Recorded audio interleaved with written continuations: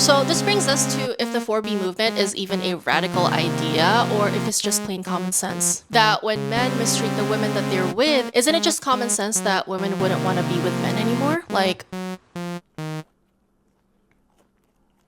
when you put it that way, yes.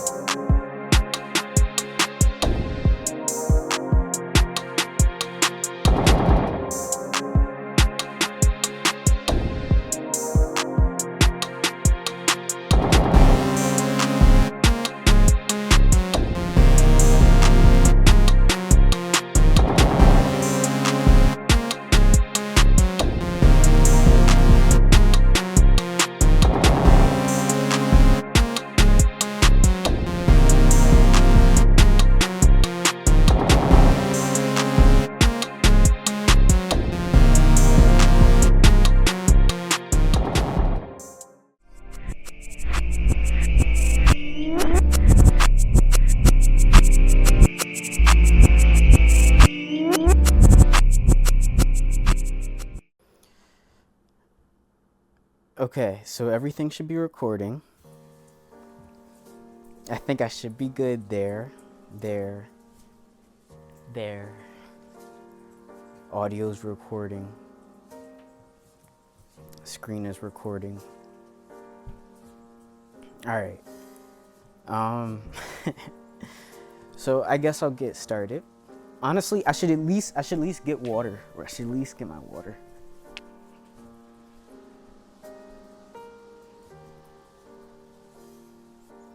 Where did I put my water bottle?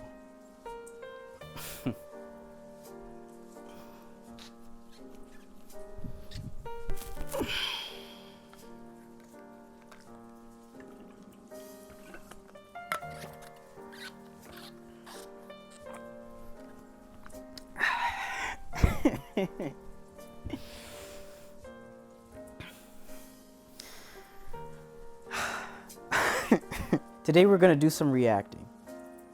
I have no real clue what I'm doing.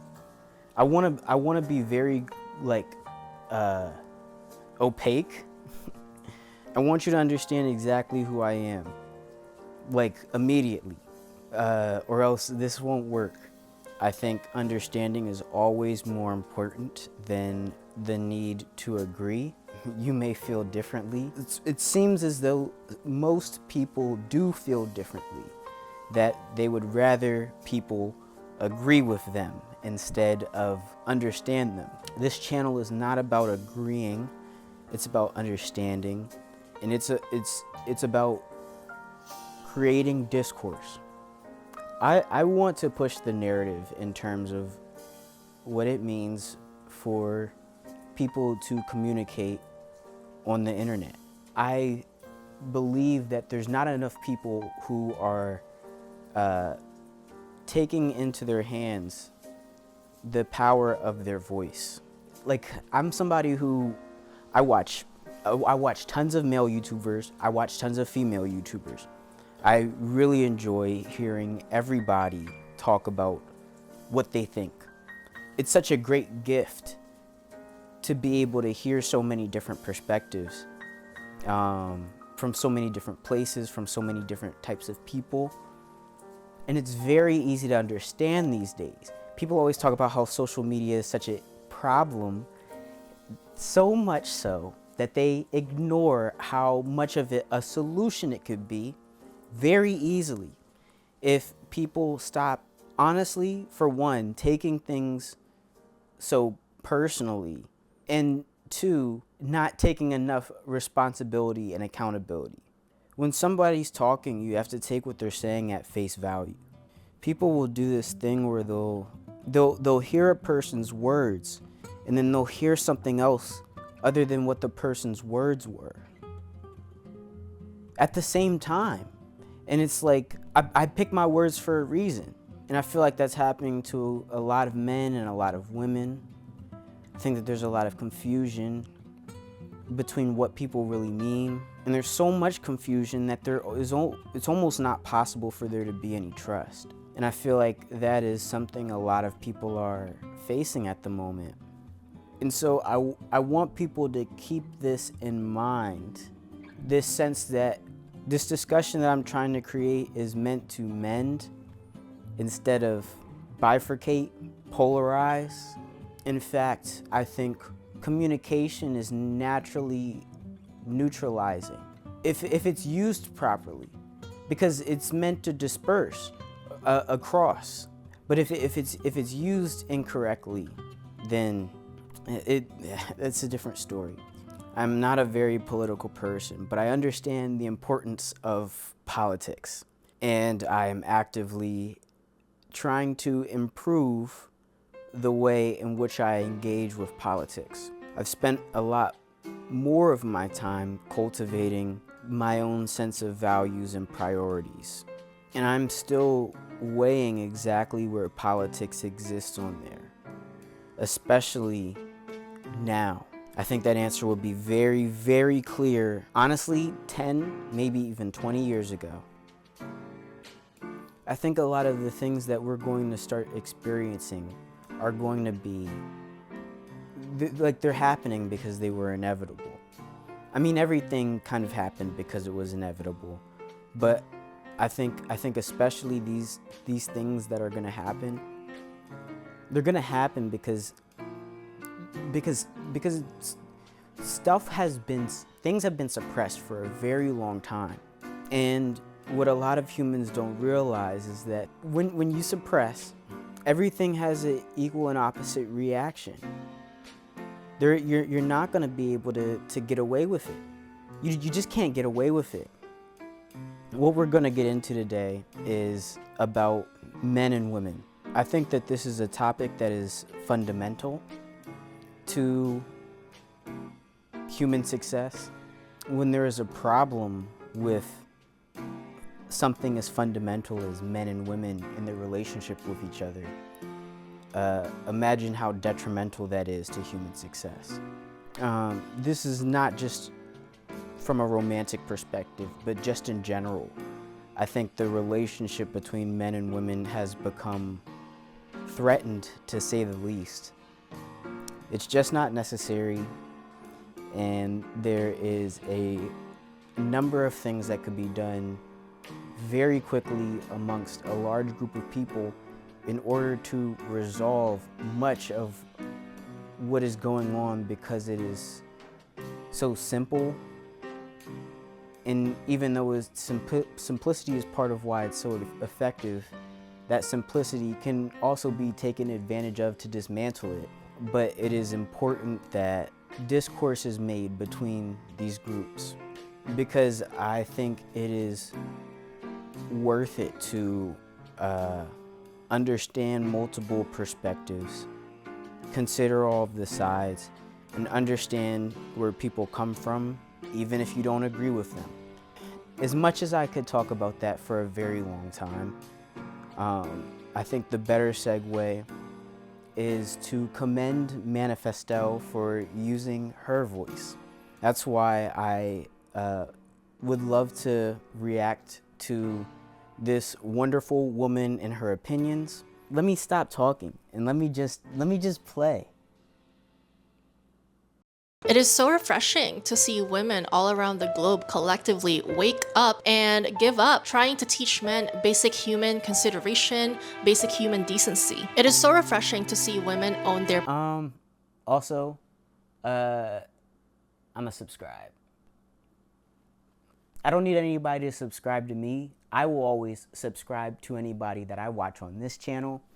And I would encourage you to also go watch these people, not me, if you are wondering what other ideas are in their heads. What else are they thinking? Don't get that information from me. Go and get it from them. Go watch their stuff. Don't watch my stuff for that information. If you would like to know what's in my head and what I am thinking, then you should watch my stuff.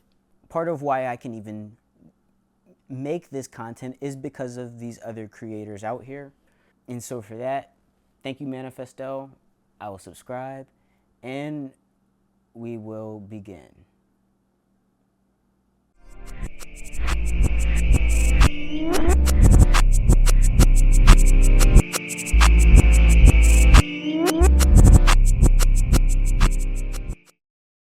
Their power as the limiting factor to the continuation of our species. How we can end lineages by opting out. How we can literally end ethnicities by opting out. How women's disappearance from private life can be a catalyst for change.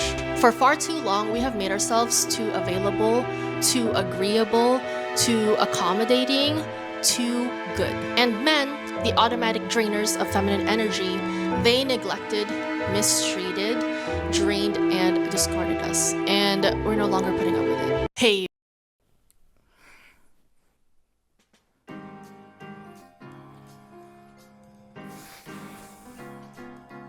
Men can drain feminine energy.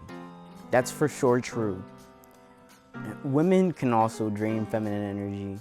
And both women and men can also provide feminine energy to women.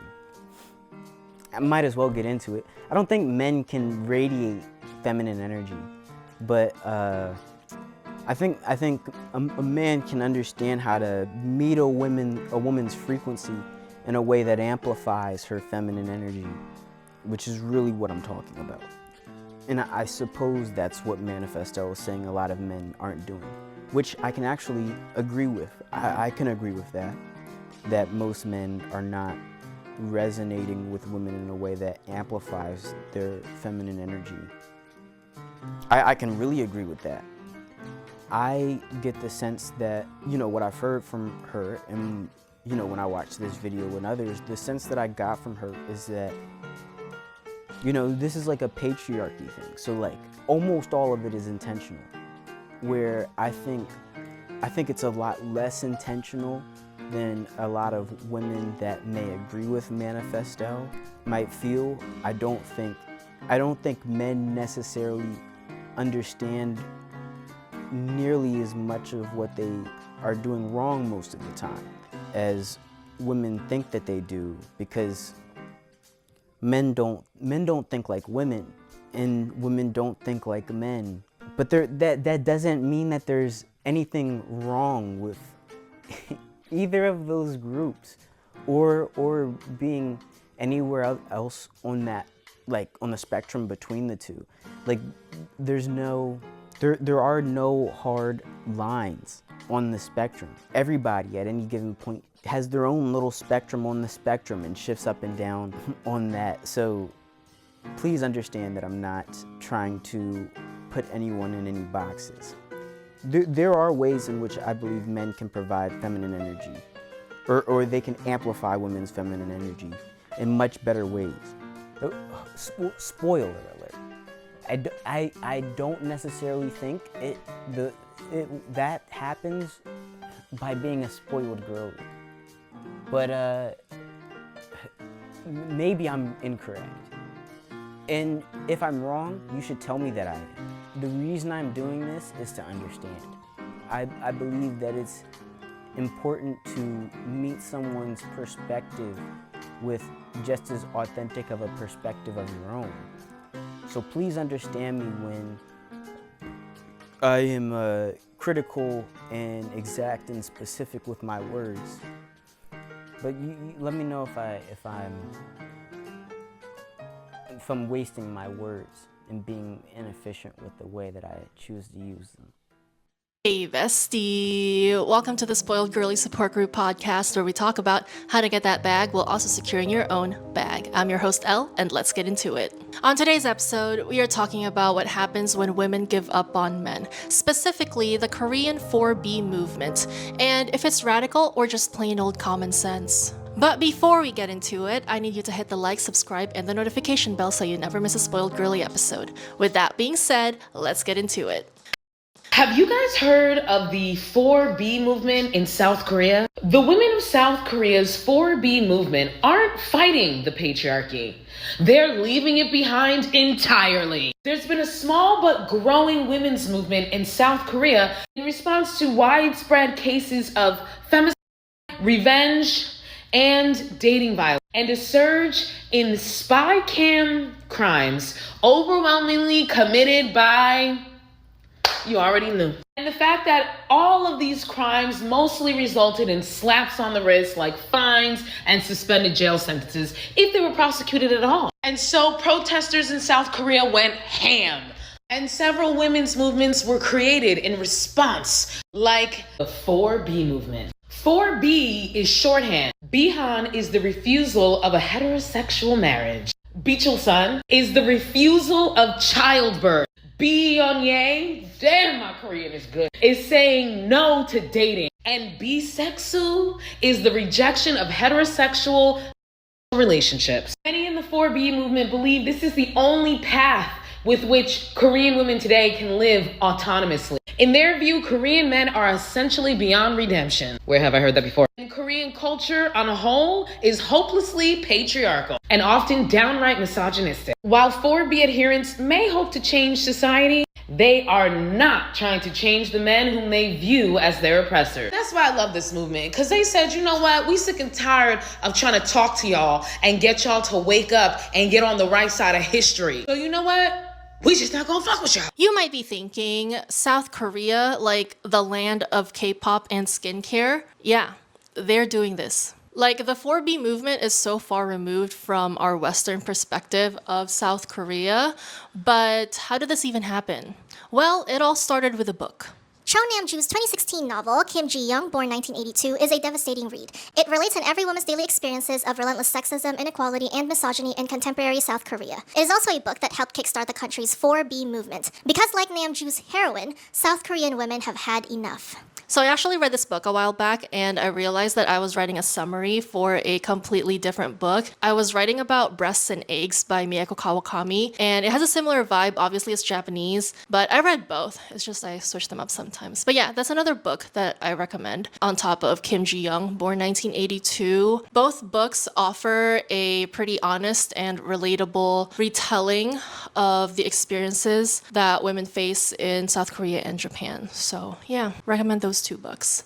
Anyway, a lot of Korean women resonated with Kim Ji-young because her experience of the world was not far off from the experience of the average Korean woman. They saw themselves in her and were thus made awake of their own hardships that they face at the hands of Korean men. And so the 4B movement was born. Cho Nam-ju, the author of Kim Ji-young, it really was her goal to spark a movement freeing the Korean women from the grasps of the misogynist Korean men that they have to deal with. And it worked. The book became an... I hope this doesn't come out in a way that sounds weird. I'm very happy for women. Well, the reason why it might sound weird, I feel, is because I say that as if the things that have happened to them shouldn't have always been, and they should have. But that doesn't change the fact that I'm very happy that these things are at least here now. Now, for the first time, we are beginning to see women objectively essentially surpass men. And that's also not to say that, like, I know that there's been microcosms of this in the past, but this is happening everywhere at the same time, globally now, where women are really surpassing men in a way that is making a lot of men uncomfortable.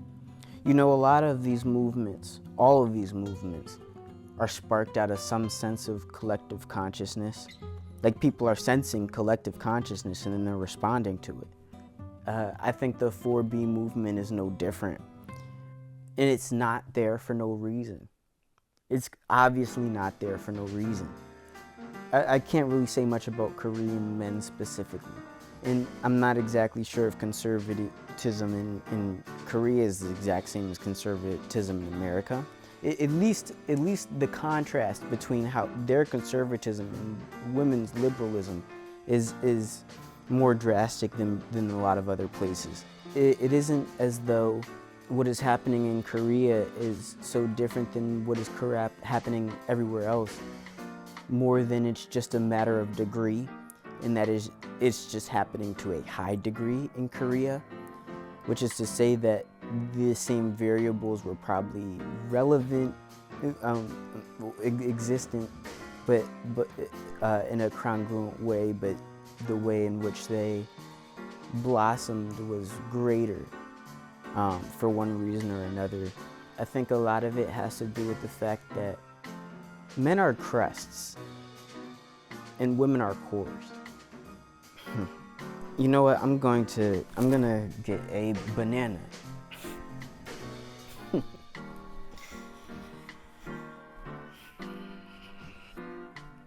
Excuse me.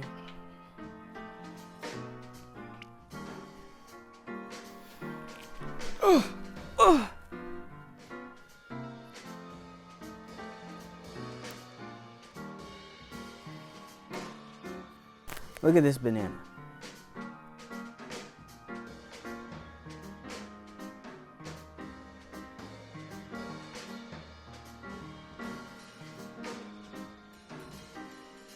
Look at the outside. Look at the peel. You see how bruised and banged up it is? This is a man.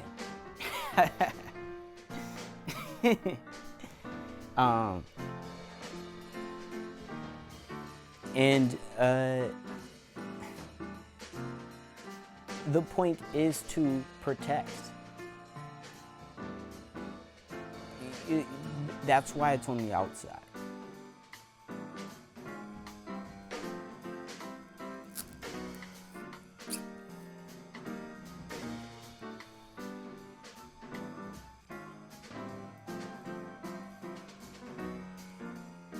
Now, what I'm not interested in is the peel.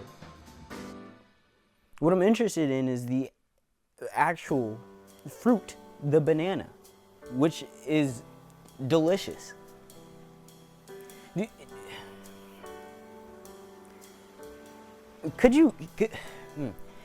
This is something that seems so clear to me in my head. I'm not sure if I'm presenting this correctly. Can you not see why being the peel feels a bit unappealing? You can understand why it's masculinity, when it is immature, is so concerned about taking. It is so interested in stealing the light, the honor, when you're a peel. Because all of the beauty is here. This is what I want to eat. This is the reason for which I have put in the effort to obtain this fruit. It's not for this peel. It's for what the peel protected. The woman.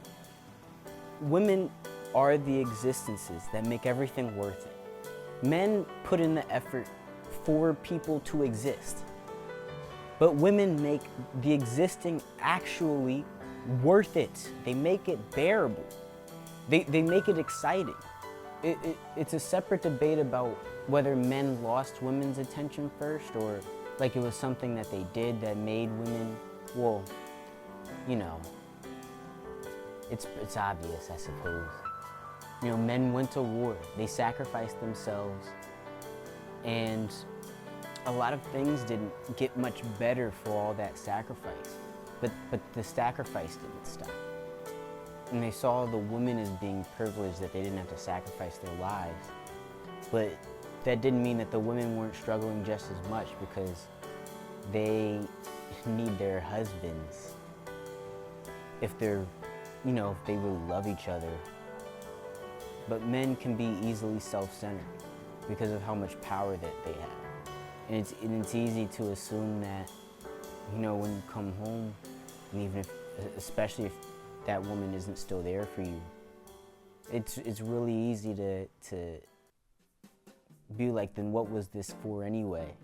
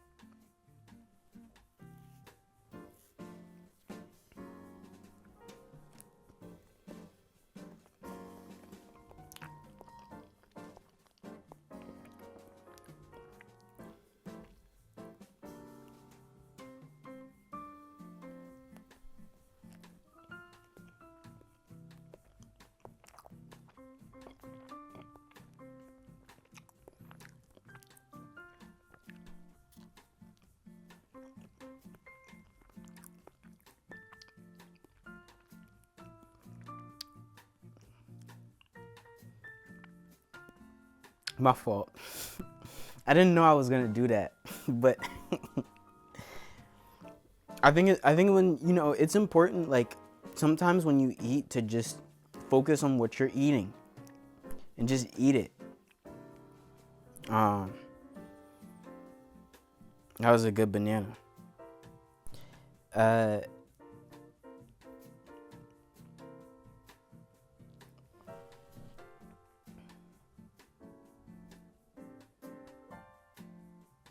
I take this and I throw this in the trash. I love the taste of banana. The taste of peel. A lot of men feel very expendable. I think a lot of women are feeling very overconsumed. I think a lot of women can't get they feel like they can't get a break in a lot of ways. From men is the way that I'm talking about it, in this moment now. Excuse me. They're fed up with how consumed they are. But at the same time, they know that they get consumed. So why not use it to their advantage when consuming women is in very high demand? You know she's not wrong. She isn't wrong. And you can understand why so many women are feeling, they've just been being slowly consumed by men. And men do get away with it because they are more powerful. The way that this changes is going to be interesting, because I don't just think it's a lot less men are starting to get away with the things that they're doing. I think a lot of people in general are stopping getting away with what they're doing more. They're not getting away with what they're doing as much. This applies certainly to a lot of men. Should I eat dinner? I didn't realize I was gonna talk this much. I wonder if you are enjoying me speak. Just continue to enjoy. I don't need to ask for anything more. I'm gonna make a bagel. But I'll play this while I do that. An international bestseller in 2018 and became part of a feminist campaign in South Korea, as well as the Escape the Corset and the #MeToo movements. It also sparked the 4B movement. And according to Cho Namju, The Korean women still experience sexual mistreatment and inequality, but not as often as they did in the past. Since they started to protest and speak up, the situation began to change, though very slowly. Cho also said she believed the situation of women would not get any worse. I think it's so funny that Korean women are so done with Korean men that they're literally just deciding to die out. Y'all heard of the 4B movement? I'm a big fan. Korean women literally just gave up on their men. They're like, they're not gonna change, so we're all gonna go extinct. Which they literally are. By the way, Korea has like the lowest birth rates in the world. It's like really bad. But I just think that's so funny. That's also very Korean. Like, Korean as an ethnicity is about to go away, and Korean women are literally just like, let's get into the comments. The truest example of standing on business. They really said, boy, bye. Women, Treat us like humans or we won't make any men. and then men say, Feminism is the problem. get back. Okay. I think, well, the birth rate thing is a discussion on its own. It's like women are the gatekeepers to sex. How did I drop that? I think everybody knows that intuitively. But that being said, men aren't giving enough credit to how much power that is. They never have. They never have. They and you know what? A lot of women have been brainwashed by a lot of men to feel compelled to give their bodies away in a way that they're not in control of their own bodies. And they are in control of their own, it is their bodies, you know? But, women are finally starting to realize that that power is a thing. And I think that that is going to be one of the big catalysts for change around here. This is just the beginning. We are not in the end stage of, the chaos that's going to come. It's just beginning now. I need to stop standing so close to my bagel while it's cooking. Let's go. I should be clear. I think women should take access to sex into their own hands. They should be doing that. And I commend them for doing so. And I think that they should keep doing that. I don't know if these things are controversial to say or not. I don't think that the 4B movement is necessarily the answer. We need to rethink why we're having kids. I think a lot of people have to take the time to re-envision what a world worth bringing kids into even looks like, given what's going on now. I'm not even talking about what's going to happen immediately, but just in the long term. Like, it can be understandable why people aren't interested in bringing kids into the world. I don't think that's necessarily a controversial thing, but I do think it's a bit. I think it's unfair that we're looking at the numbers this way, as if it's like necessarily an issue that needs to be solved more than like it's an effect of a cause. If you analyze it properly, you can, there are ways to keep this effect from happening by addressing the cause. But if you don't address it, then it's just going to keep happening. So you could also choose to adapt. You could also choose that. It's one or the other. You gotta pick one. But people are gonna have to learn how to adapt. Now, I think the unfortunate part of this, though, is that because the pendulum is swinging, there's inevitably gonna be a group of people that swing too far with the pendulum and end up too far gone down this path. And as much as I commend Manifesto for putting out this content, I feel like the way in which her content is charged does influence people to swing one way or the other way on the pendulum.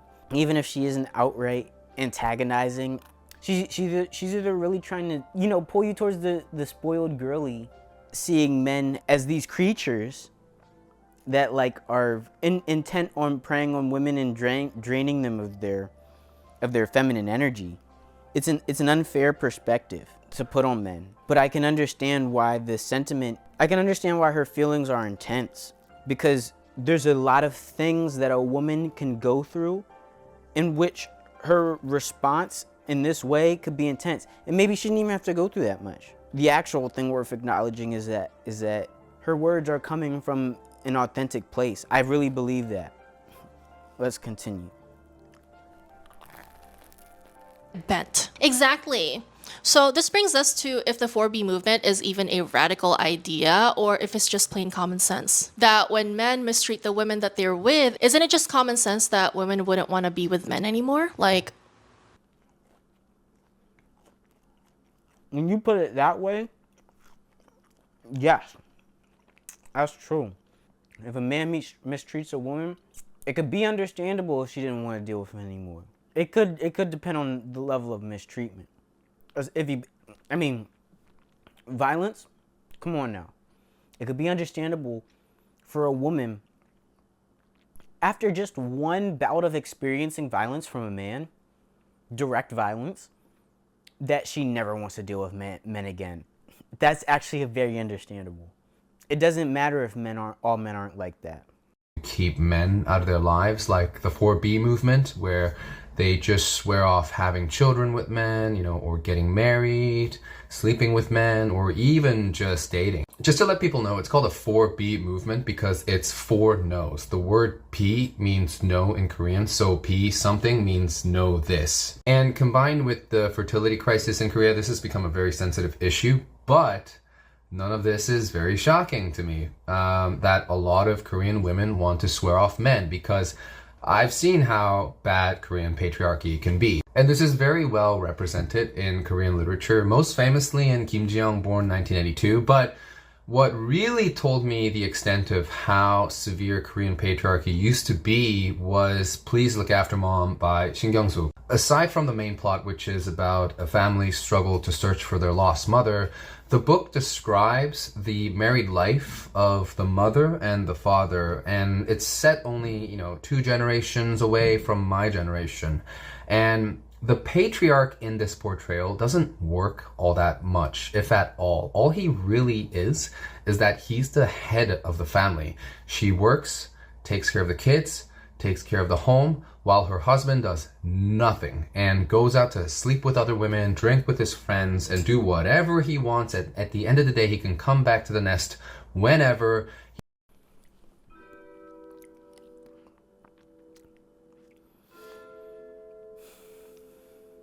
Men are lazier than they should be these days. Would you say that that's true or false? I feel like both men and women might say true. It's laziness, but it's not laziness because of laziness. It's laziness because they're preoccupied with a lot of inner turmoil. And, for men, that can be pretty overwhelming. Like, for women, it's a lot easier for them to express so they don't have to repress. But for men, when they have inner turmoil, they'll do a lot of repression.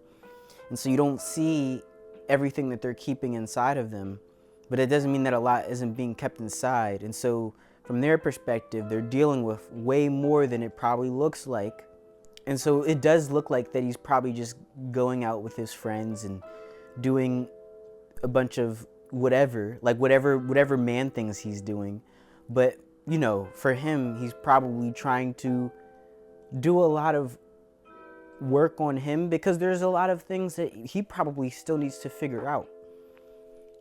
Sometimes this is very true for a lot of men, but it doesn't change the effect that it has on the woman because he's not doing what he should be. And that's not a man worth following.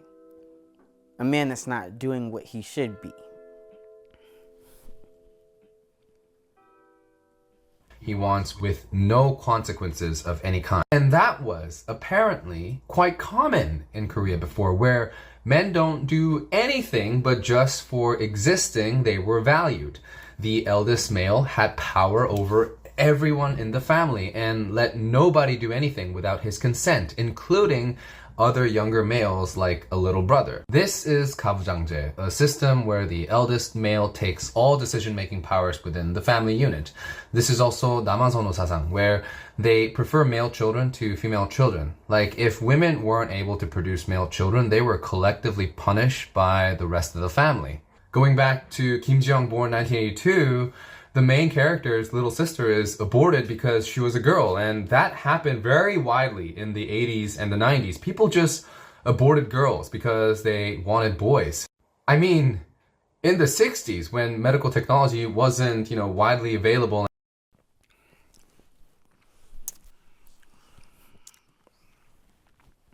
You can't play with life like that, man. Now I'm pro-choice. I think women should have the right to choose, but I think the intention that things are done with is really important. Abortions done with the intent of getting a boy over a girl, that's such a shallow intention. That's such a easy way to allow evil to permeate when it didn't have to have an access point. I think it's important to acknowledge abortions just can't be had all willy-nilly, but women have to be given the right to choose whether or not to have their child. Because a mother that's not interested in having her child is not going to have a birth that's fully worth it for the person that they've chosen to bring into this world. It just can't, and it certainly can't be done in order to control the amount of men or women that exist in the world. Humans will never be able to contain that kind of power.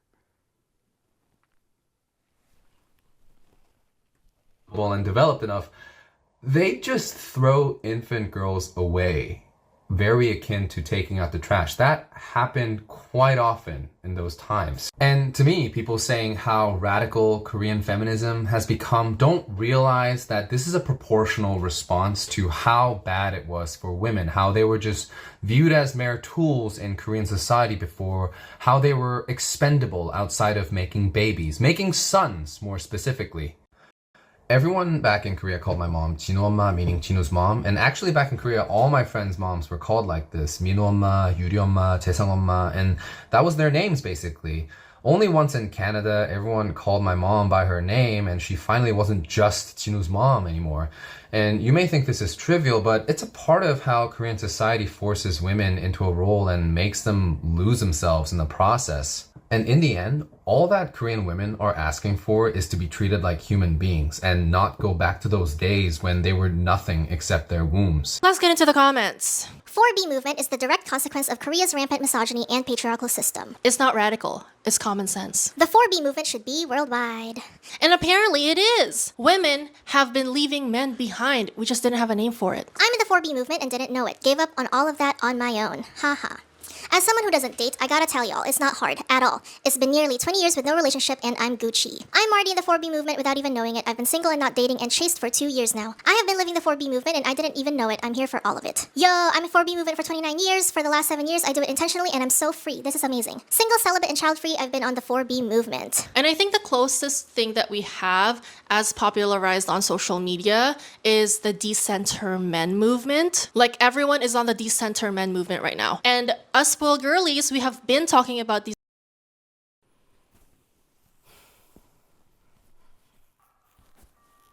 I was thinking about this. I feel like so many movements they literally become the antithesis of themselves because of the movement. Black Lives Matter. Why do you need to say it if it's true? The people who took Black lives, they only took them because they knew that they mattered. Decenter men. How do you plan on doing that when men is the last word you say every time you say the movement that's meant to decenter them? When you associate a substantial portion of your identity to decentering men, you make a substantial portion of your identity about men. It doesn't matter if they're not around. You're just thinking about not thinking about them. But you know what's funny? I agree.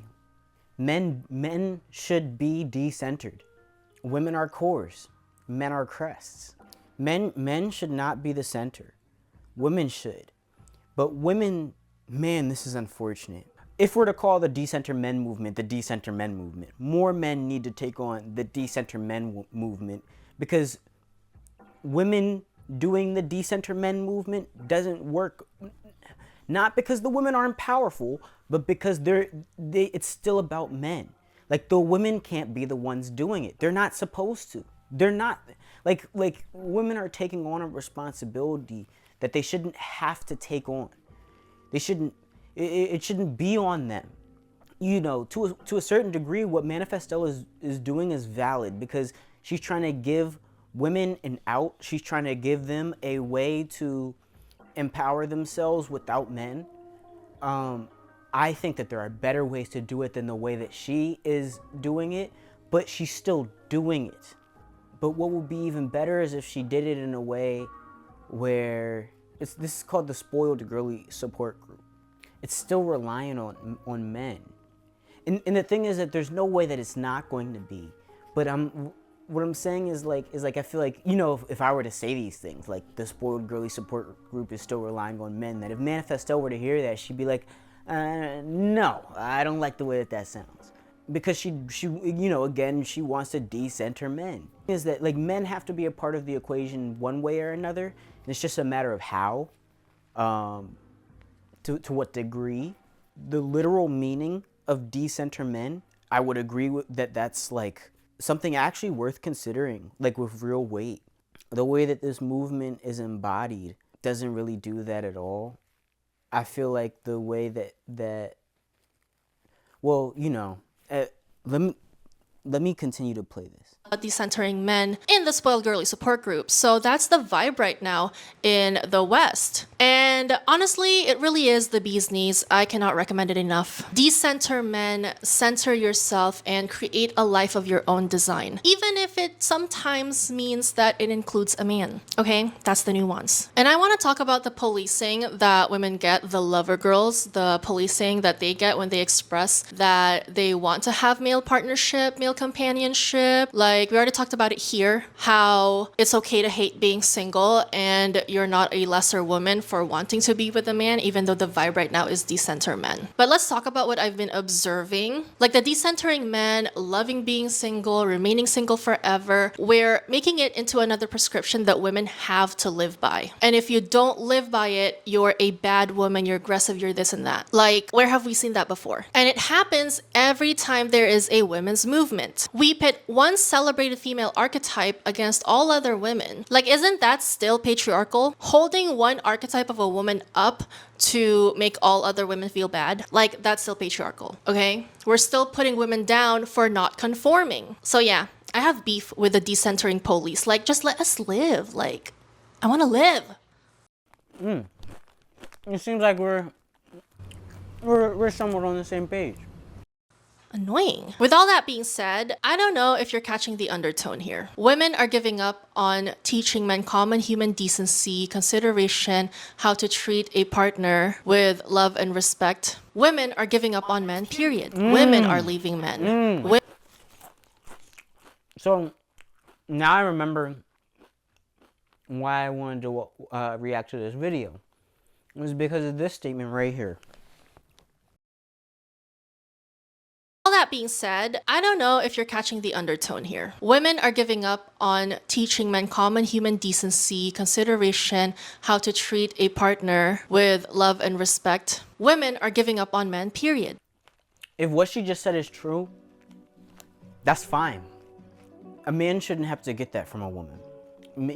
Maybe ideally, it's taught to him by another man. In my case, and I think in most people's cases, you should learn that from life. Life should teach you these things. And women will teach you these things, even if they're not trying to, if you know how to engage with women. And even if you don't know, there's scenarios where you might know how to navigate and scenarios you might not. Regardless, you should approach any interaction with a woman in a way that you can learn from it. And so it shouldn't be an issue for women to stop doing that, to stop teaching men how to behave, how to treat people with respect. I think men should be able to handle that on their own. Real men, anyway. Women are leaving men. Women are decentering men. And by doing all of this, women are inducing change. And by doing what? Giving up, leaving, decentering, ignoring, and avoiding men. It's almost like they're the ones who need us. And to access women, to access us, they either have to move, change, improve, or remain the same and get wiped out of the gene pool and never experience partnership with a woman. Like,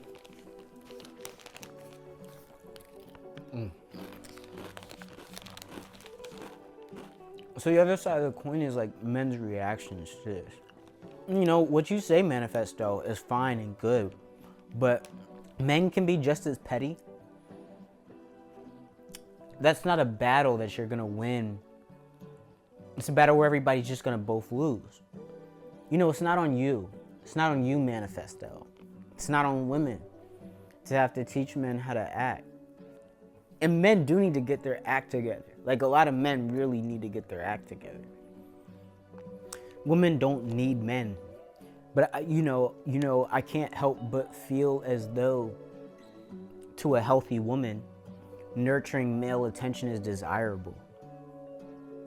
Like, I'm not surprised the PB&J bros have always been a thing. Like, obviously, it's so popular online right now, but it's always been a thing, okay? Because if men cannot find women in their local dating markets, they will cross oceans to find a woman that finds them desirable. They have always been looking for women, Men respond to incentives, to market signals, to market conditions. They are so market driven because they have to respond to us. We set the market, and that's why they always try to police us from setting high standards or having any standards, period. But I bet you that if they have to be a woman, if they had to date men, if they had to get a period, if they had to get pregnant, if they had to birth a child, they would be even more entitled, even more spoiled, and even more gold diggery than they already are. Okay, like let's talk about it. If they had to go through what women have to go through when with men, they would demand so much more than what you're demanding right now. They don't want you to be entitled, to be spoiled, to be a gold digger because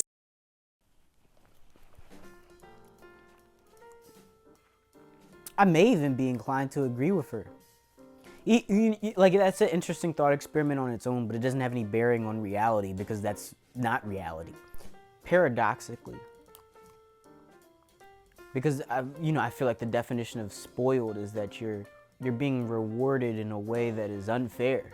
Like, you're being rewarded in a way beyond what you've earned. But it sounds like she's saying that she's earned being spoiled. She's earned being rewarded more than she's earned, which is okay. I actually, unironically, I don't disagree with that in a backwards way, but I also don't agree with that. I think women should be given more than they've earned, and a woman does earn that. But that's not something that you've earned when you tell people that you deserve to be spoiled. Those aren't the women that have earned that. She's close though, and it's a slight change, but it makes a drastic difference. I think we're almost done. Because they already are that, okay? And that is true for all the malicious, below bare minimum effort men who want to make you suffer. You are creation. You are the source. You are the source of all their desires, the source of life. And you need to act like it. Back to the topic, although we're not necessarily strictly following, you are the source. Let me below bare co-sign minimum it. effort men who want to make you suffer. You are creation. You are the source. You are the source of all their desires, the source of life. And you need to act like it. Back to the topic. She's not lying. That's facts. Women are all source. Women are all creation. If it were not for women, beauty would not exist. We wouldn't have it. Men would not be inspired. They would not be moved. Like, actually. This only works if you act like it. If women don't act like source, if women aren't source, it's so easy for men to lose their way. And it shouldn't be on women. Men need to know when they've lost their way. It doesn't help though when women aren't source. But it's also something that's worth doing for their own sake. Is Manifestel doing that? Who am I to say? Let's let her finish up. Although we're not necessarily strictly following the 4B movement as spoiled girlies, we see it and we love it for them. It is so refreshing to see women all around the globe collectively wake up and give up trying to teach men basic human consideration, basic human decency. It is so refreshing to see women own their power as the limiting factor to the continuation of our species. How we can end lineages by opting out. How we can literally end ethnicities by opting out. How women's disappearance from private. True. But I hope that's not the focus. I hope the focus is not to end a lineage. I hope the focus is contained within the present. I hope it has something to do more with, like, this isn't a world that a child should be brought into. These aren't men who are worth being the father to a child. They haven't earned a son. They haven't earned a daughter. They haven't earned my body. That is where I hope that the mindset is more at. I do think that is what Manifesto really means. I hope that her intent is not focused on ending lineages, whole ethnicities, because that is, even though she doesn't know that she's doing it, she's weaponizing the idea of abortion in a way that makes it very easy for men that disagree on women being able to have choices over their birthing. It makes it easy for them to say that she's interested in something like the G word that I can't, I don't think I can say it. It's just, you're playing into their hands. Hopefully what I said was clear. Private life can be a catalyst for change. For far too long, we have made ourselves too available, too agreeable, too accommodating, too good. And men, the automatic drainers of feminine energy, Too available, for sure. I do think a lot of women, I do think a lot of women have made themselves too available to men. And if not too available, incorrectly available. They've made themselves available to the wrong men and make themselves unavailable to the right men. I think a part of that is men's fault too. I'm agreeing with her, it's, at least in this sense.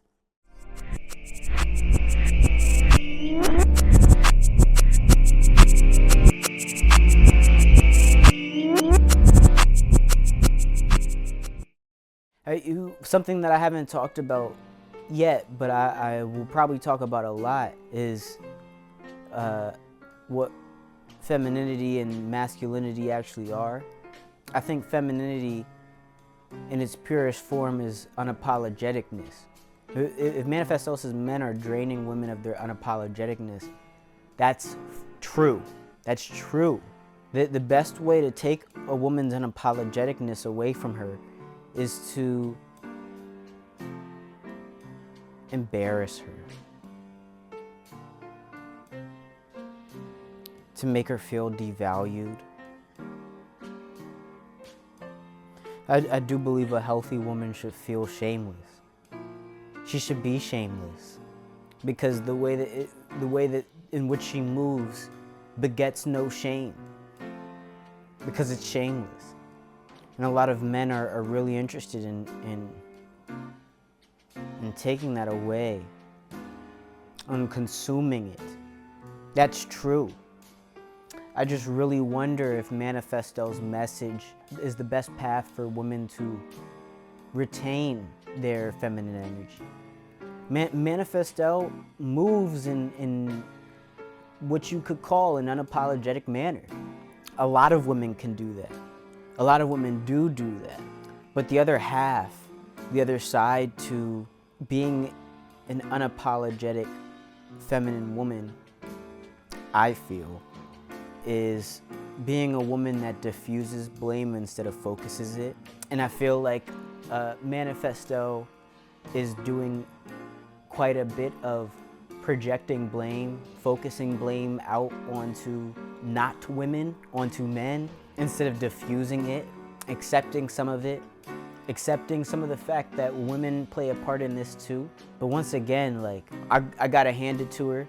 As I do this, I already had respect for these people to put themselves out there. But I have even more respect for people who are putting themselves out there as I do it myself. I could have done this without somebody to react to.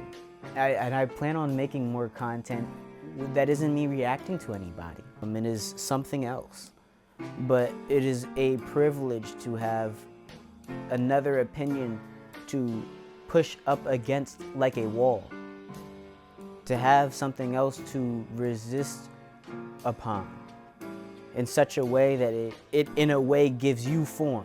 In the same way that water takes the shape of its vessel. Being able to push up against another opinion allows something else to take shape than if I was to just speak on my own. You know, I could let this finish out fully, but you might as well just go watch her. But